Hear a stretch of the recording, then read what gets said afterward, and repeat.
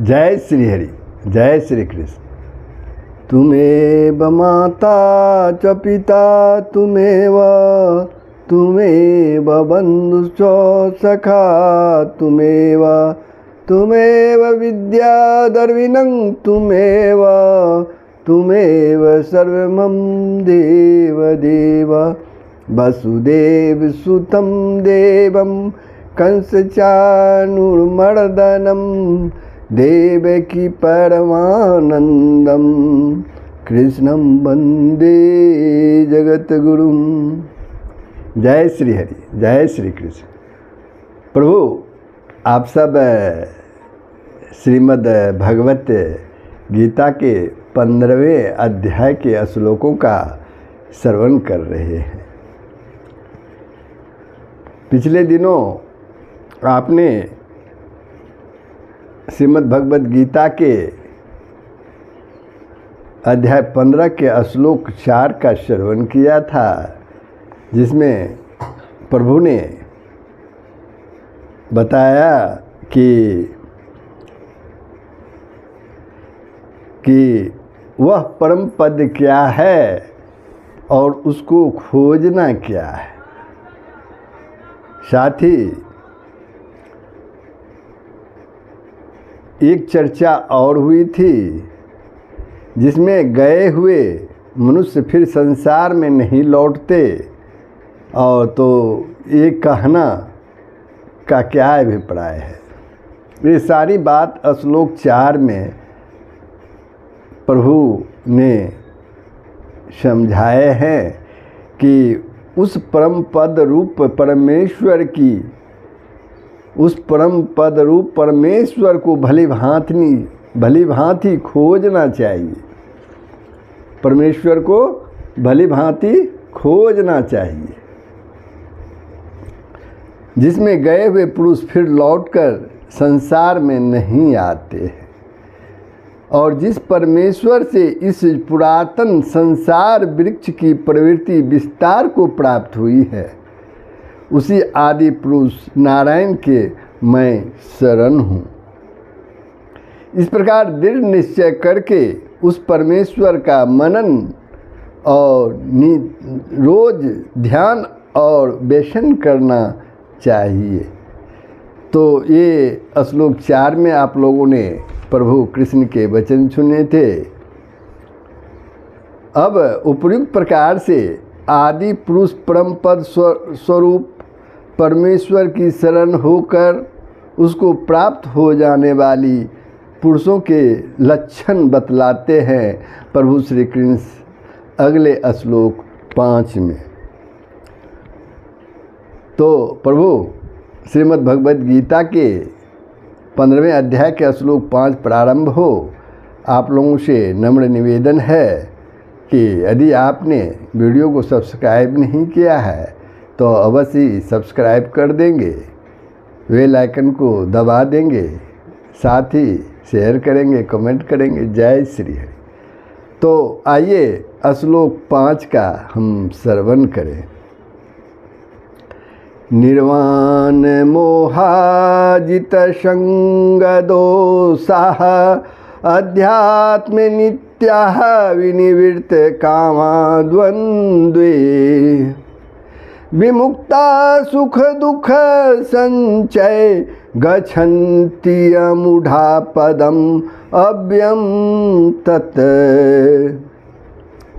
प्रभु कहते हैं, जिसका मान और मोह नष्ट हो गया है, जिसका मान और मोह नष्ट हो गया है, जिन्होंने आसक्ति रूप दोष को जीत लिया है, जिनकी परमात्मा के स्वरूप में नित्य स्थिति है और जिनकी कामनाएं पूर्ण रूप से नष्ट हो गई है, वे सुख दुख नामक द्वंद्वों से विमुक्त ज्ञानी जन उस अविनाशी परम पद को प्राप्त होते हैं।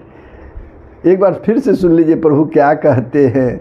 जिनका मान और मोह नष्ट हो गया है, जिन्होंने आसक्ति रूप दोष को जीत लिया है, जिनकी परमात्मा के स्वरूप में नित्य स्थिति है और जिनकी कामनाएं पूर्ण रूप से पूरी तरह से नष्ट हो गई, उनकी भीतर कोई कामना नहीं है, कोई इच्छा नहीं है, वे सुख दुख नामक द्वंद्वों से विमुक्त ज्ञानी जन इस अविनाशी परम पद को प्राप्त करते हैं। कौन परम पद?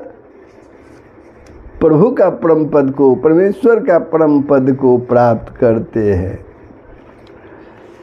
अब एक प्रश्न उठता है कि सुख दुख संज्ञक द्वंद्व क्या है और उनसे विमुक्त होना क्या, उससे छुटकारा होना क्या है? तो इस प्रश्न के उत्तर भी प्रभु ने इसी श्लोक में दर्शा दिए हैं कि शीत उष्ण यानी सर्दी गर्मी, प्रिय अप्रिय, मान अपमान, स्तुति निंदा इत्यादि द्वंद्वों को सुख और दुख में हेतु होने से, कारण होने से सुख दुख संज्ञक कहा गया है।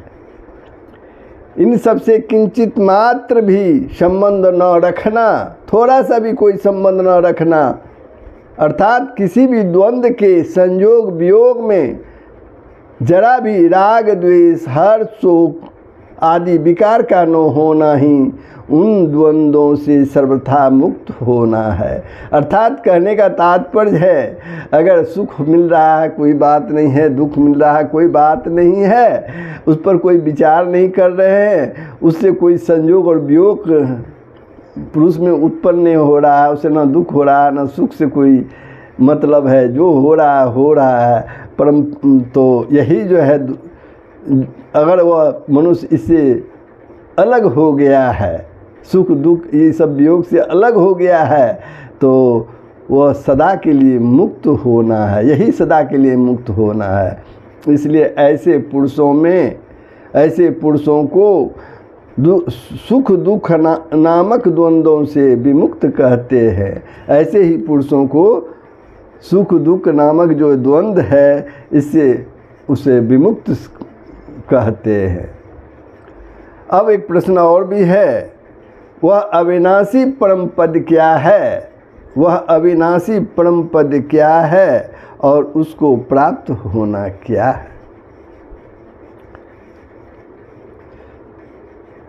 चौथे श्लोक में, इसी अध्याय के चौथे श्लोक जो आप लोगों ने श्रवण किया है, उस श्लोक में जिस पद का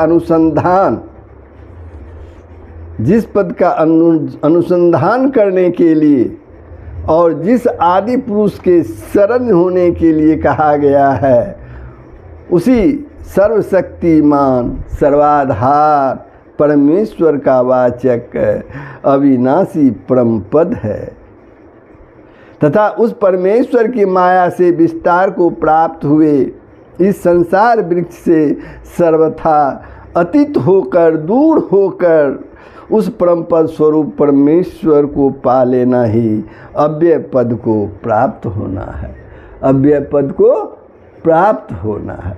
तो प्रभु श्लोक 5 यही समाप्त होता है। तो ये प्रसंग कैसा लगा कमेंट के माध्यम से हमें अवश्य बताएंगे। अब श्लोक 6 में देखिए प्रभु क्या कहते हैं, उसके बारे में भी अब आगे के श्लोक 6 में अगले भाग में आपके सामने रखूँगा। जय श्री हरि, सबका कल्याण हो, पूरे विश्व का कल्याण हो। जय श्री हरि।